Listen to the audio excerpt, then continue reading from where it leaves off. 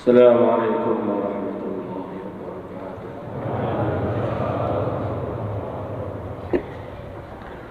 Innal hamdalillah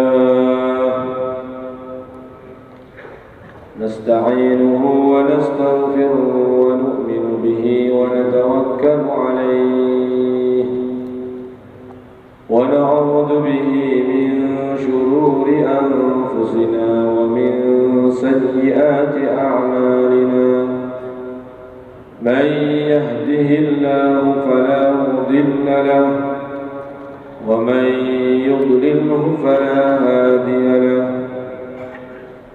ashhadu an la ilaha illallah wahdahu la sharika lahu wa ashhadu anna sayyidana wa maulana wa habibana Muhammadan abduhu wa rasuluhu.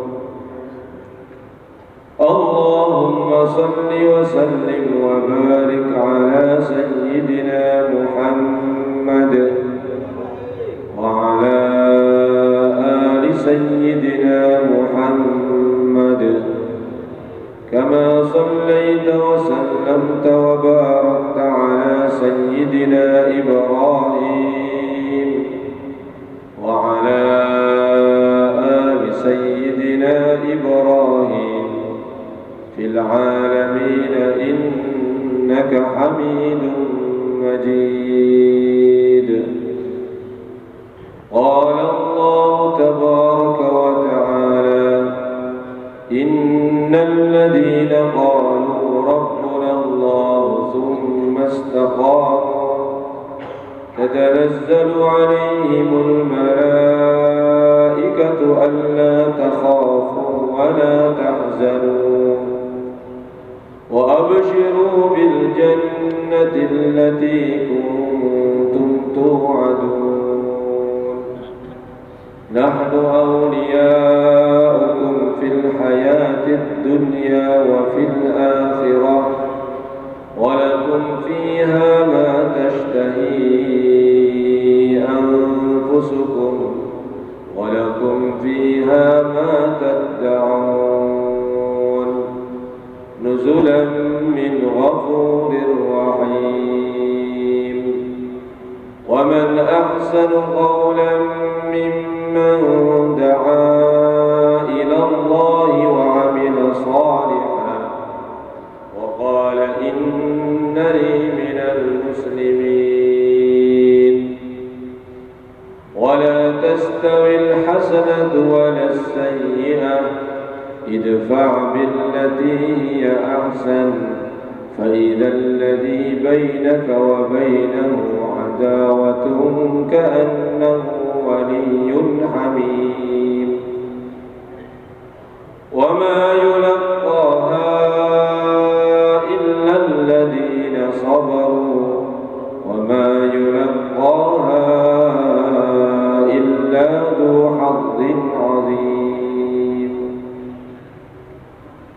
وقال النبي صلى الله عليه وسلم الراحمون يرحمهم الرحمن ارحموا من في الأرض يرحمكم من في السماء أو كما قال النبي صلى الله عليه وسلم.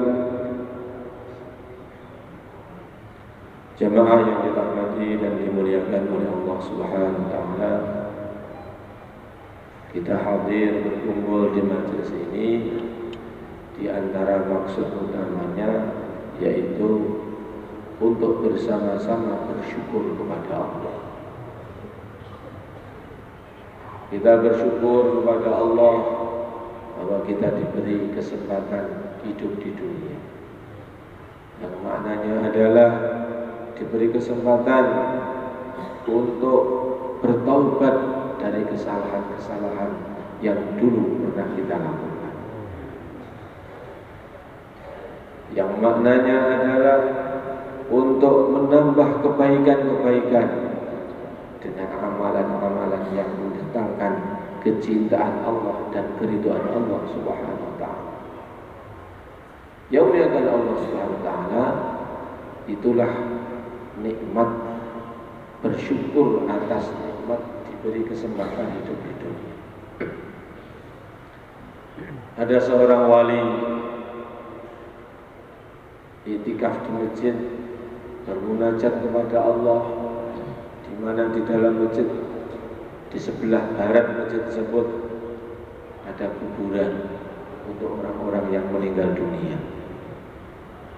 Maka di dalam munajatnya oleh Allah secara rohani, dia dipertemukan dengan orang-orang yang sudah meninggal di dunia, meninggal dunia.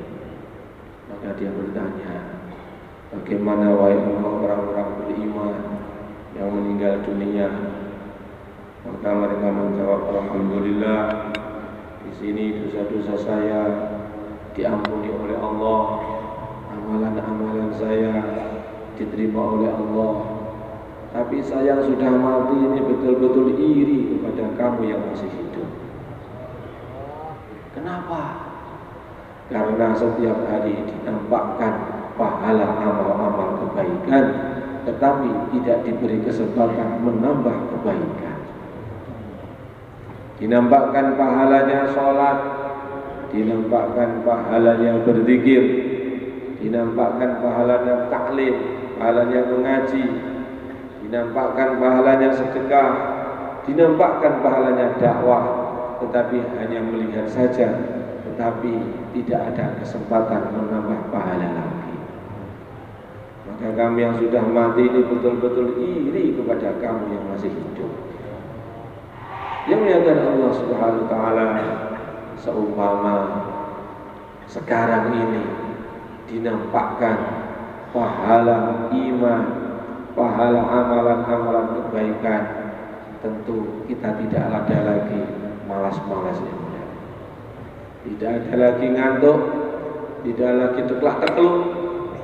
Ngantuk teklak-tekluk itu karena belum dinampakkan pahalanya. Bahkan kalau dinampakkan pahala-pahala amal, pahala-pahala kebaikan, maka sebagaimana dikatakan oleh Haji Abdul Wahab rahimahullah, orang tua di Pakistan sana, beliau mengatakan, seumpama kamu duduk di sini ini, di masjid ini, kemudian dinampakkan pahala-pahalanya, maka tentu kamu akan mengatakan, sudah saya tak di sini terus, tidak pulang sampai mati. Ya Allah Subhanahu wa taala, untuk itulah nikmat hidup, diberi kesempatan hidup ini kita syukuri. Untuk minta ampun, bertaubat kepada kesalahan-kesalahan yang dahulu telah kita lakukan, dan untuk menambah amalan-amalan kebaikan. Insyaallah.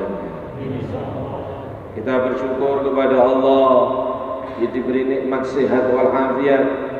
Kita bersyukur kepada Allah diberi nikmat rezeki.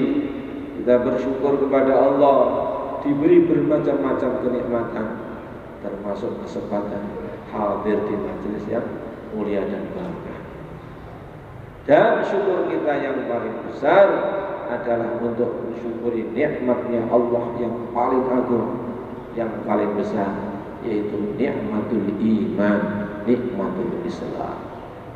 Alhamdulillah ala nikmatil iman wal Islam. Yang muliakan Allah Subhanahu wa taala, di dalam kitab Fadilah Haji disebutkan satu orang telah pergi ke Makkah, tawaf mengelilingi Ka'bah. Kemudian setelah selesai berdoa, alhamdulillah ala nikmatil iman wal Islam. Alhamdulillah diberi nikmat iman, diberi nikmat Islam. Kemudian pulang. 1 tahun kemudian berangkat lagi ke Mekah lagi, ke Masjidil Haram lagi, ke Ka'bah lagi, tawaf lagi. Selesai tawaf, doa lagi dengan doa yang sama persis yang diucapkan 1 tahun yang lalu. Alhamdulillah ala ni'matil iman wal Islam. Tiba-tiba di langit ada jawaban, wahai hambanya Allah fulan bin fulan, kembali engkau berdoa dengan doa yang sama persis yang engkau ucapkan 1 tahun yang lalu. Padahal Allah perintahkan kepada aku mencatat pahala doamu setahun yang lalu, sampai sekarang belum selesai menuliskannya. Perkara besar, maka mendatangkan pahala besar. Mensyukuri nikmat yang paling besar, nikmat iman, nikmat Islam, 1 tahun penuh malaikat belum selesai menulis pahala. Kita bersyukur kepada Allah Subhanahu wa taala diberi nikmat menghamba kepada Allah, beribadah kepada Allah, melaksanakan perintah-perintahnya Allah. Di dalam sebuah riwayat disebutkan seorang hamba senantiasa taat kepada Allah, mengerjakan amalan-amalan yang fardu, kemudian menyempurnakan dengan amalan-amalan yang sunnah. Wa ma yataqarrabu ilayya 'abdi bin nawafil hatta uhibbahu, sehingga kemudian Allah mencintainya. Fa idza ahbabtuhu fa kuntu sam'ahu alladhi yasma'u bihi, maka apabila aku telah mencintainya, maka aku seakan-akan menjadi telinga yang dengannya dia mendengar. Basarahu alladhi yubsiru bihi, seakan-akan menjadi mata yang dengannya dia melihat. Wa yadahu alladhi yabtishu biha, seakan-akan menjadi tangan yang dengannya dia memegang. Wa rijlahu alladhi yamshi alaihi, seakan-akan menjadi kaki yang dengannya dia berjalan. Begitu dekat dengan Allah.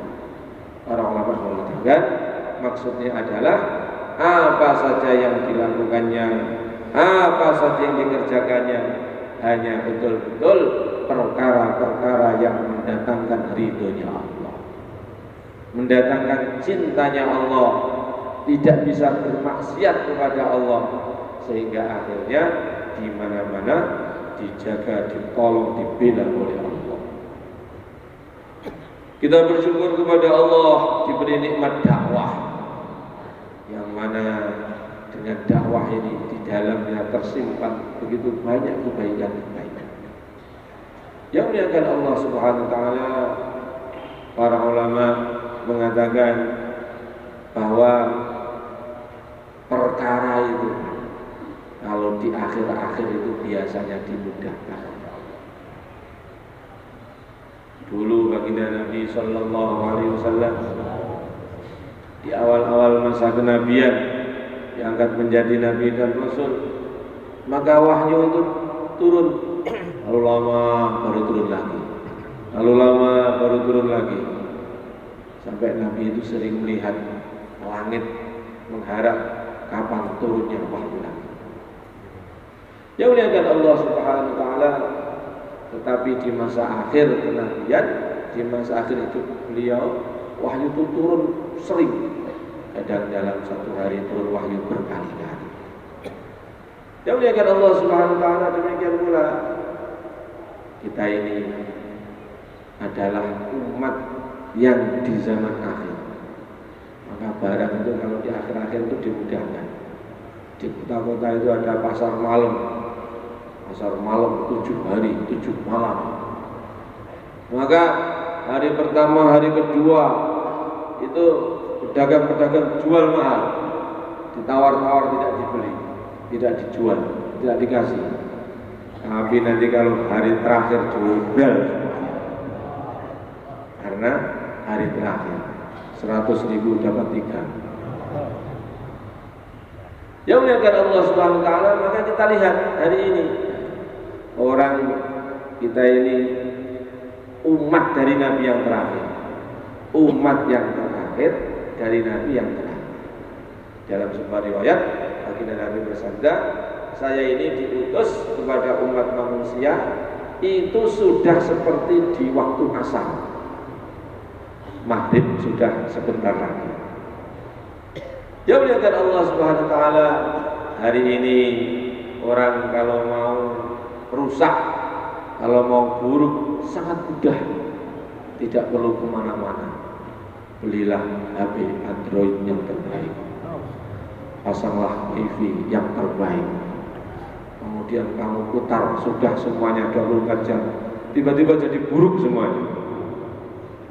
Sebaliknya melihat Allah Subhanahu wa Ta'ala untuk menjadi baik juga begitu mudah.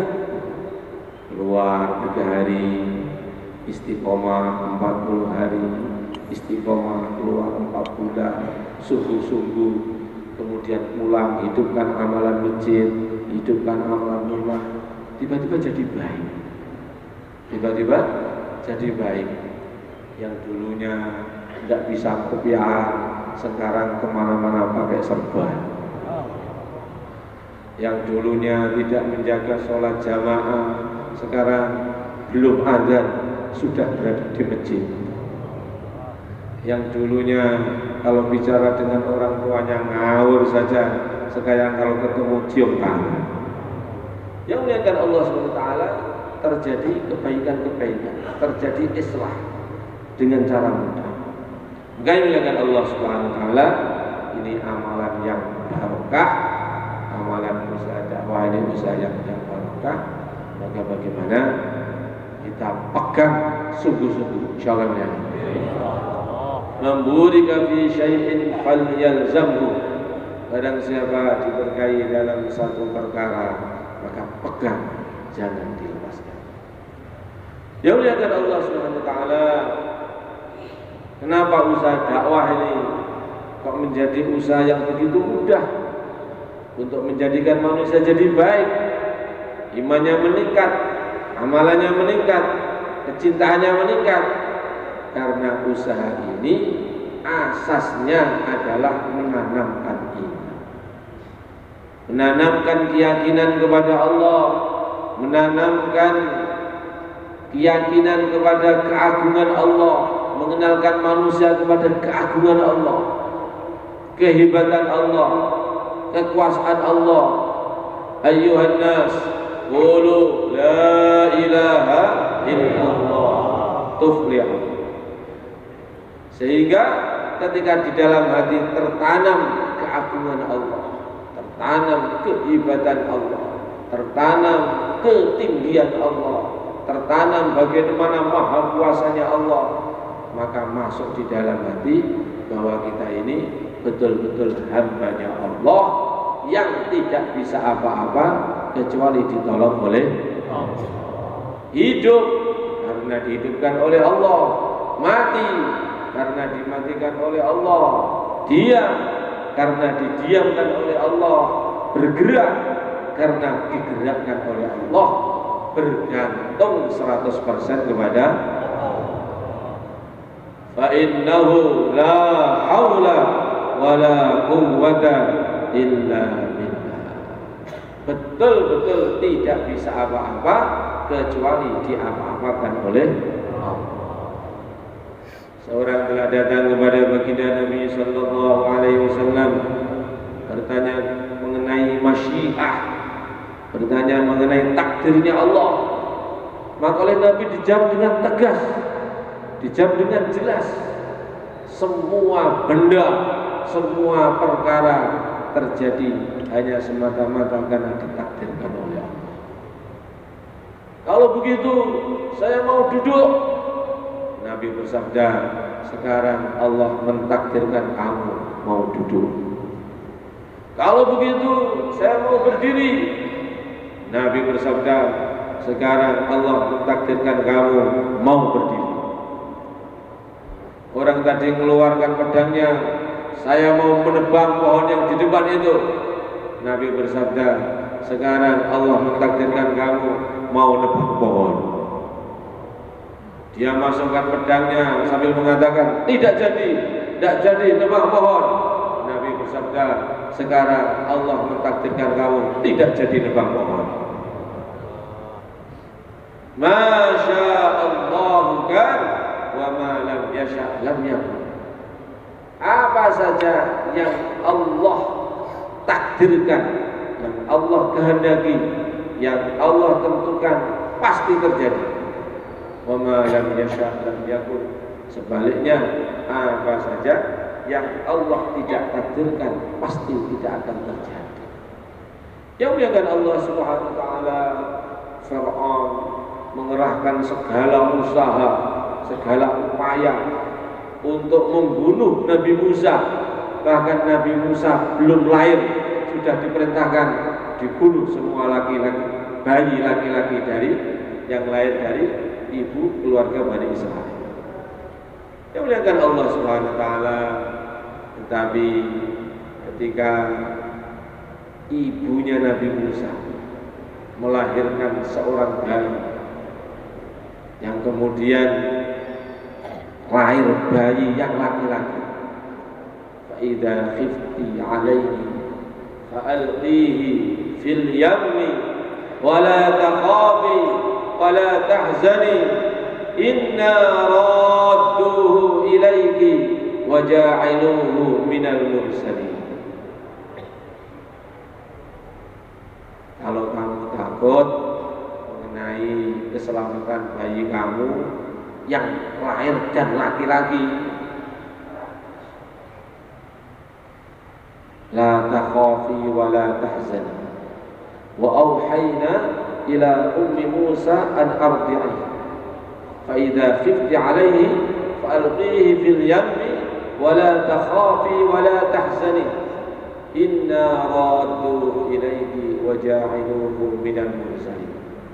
Tadinya Allah ilhamkan, Allah wahyukan kepada ibunya Nabi Musa itu, an ardi'i, biasa saja, kamu susui anak kamu biasa saja, sudah tidak usah takut. Ini Musa, bayi Musa ini dijamin, dijaga hidupnya, keselamatannya, tidak usah takut. Susui biasa saja, dimong biasa saja. Tetapi bagaimana tidak takut, sedangkan pengumuman sudah disebarkan ke seluruh kerajaan, wanita Bani Israel melahirkan bayi laki-laki, bunuh. Maka kemudian Allah wahyukan, kalau kamu takut, bikinlah kotak, masukkan bayi kamu di dalamnya, kemudian hanyutkan ke sungai. Yang muliakan Allah Subhanahu wa taala, kata para ulama, ini betul-betul perintah yang tidak masuk akal. Takut keselamatan bayinya, bukannya malah diperintahkan masukkan di dalam kamar, double penjaganya, kedap suara. Mestinya kan begitu. Tetapi perintahnya malah suruh bikin kotak, hanyutkan ke sungai Nil, dibiarkan di bawah arus sungai. Yang muliakan Allah Subhanahu wa taala, maka ini jadi pelajaran bagaimana kalau kita itu mendapatkan perintahnya Allah, jangan dipikir-pikir dengan akal, tetapi ditaati dan dilaksanakan. Insyaallah.